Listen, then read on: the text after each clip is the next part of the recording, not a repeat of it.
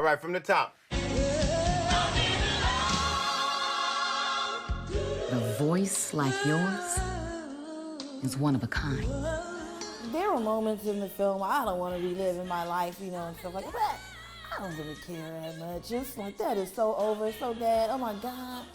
I think I'm absolutely human, and I had some really great human experiences, and I'm so pleased and blessed that they didn't they didn't kill me, and it made me stronger and a better and more empathetic person.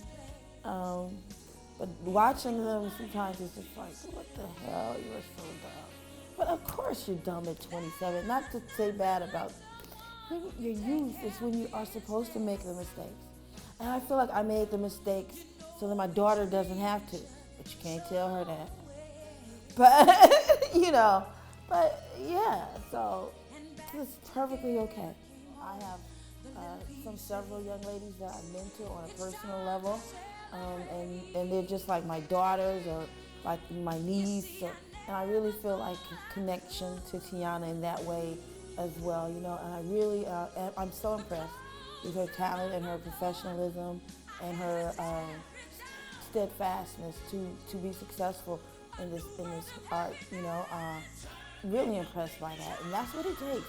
And I know she's going to be the next Ruby Dee type actress. I hope she stays around for a long, long, long time and continues to be who she is, because she's a force.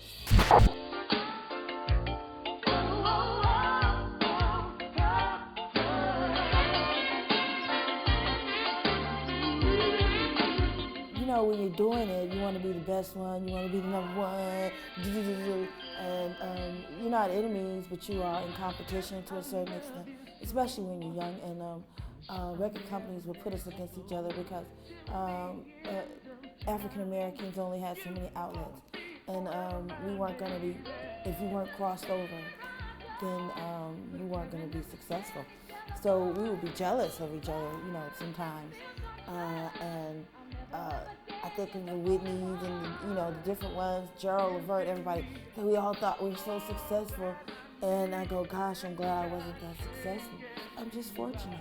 I'm fortunate. And I couldn't have handled the Michael Jackson success or the Whitney Houston or any of that. I would have been dead long before they were. Drugs are the common denominator between every failure in this business. There's always drugs involved. And that, if you remove that alone, you'll be fine. The rest of it, you can deal with it. But it's stuff that comes along that makes you want to do drugs and situations. And most of the time, it starts with physical ailments for the good guys, like the Princes and the Gerald Leverts, and even just, you know, it's like you go to the doctor, you have a hurt this, or you can't sleep, and you start to get, you know, narcotics that you never would use in other, you know. So these are things that bring these things on, like, you know, the schedules are crazy. You're like up in the morning at 7 o'clock and down at night at 3 or 4 in the morning maybe, and everybody wants to hang around you, and it's this euphoria. You can't explain it. And then the only thing that brings it to you is drugs. So it's a vicious cycle. Nobody that I know that got into the drug thing really just came from a drug family. And most came from good families and parents that want them to do well, and, you know, fell into it in one unfortunate way or another. I have a new CD entitled Miki Howard Live in Concert, I Choose to Be Happy.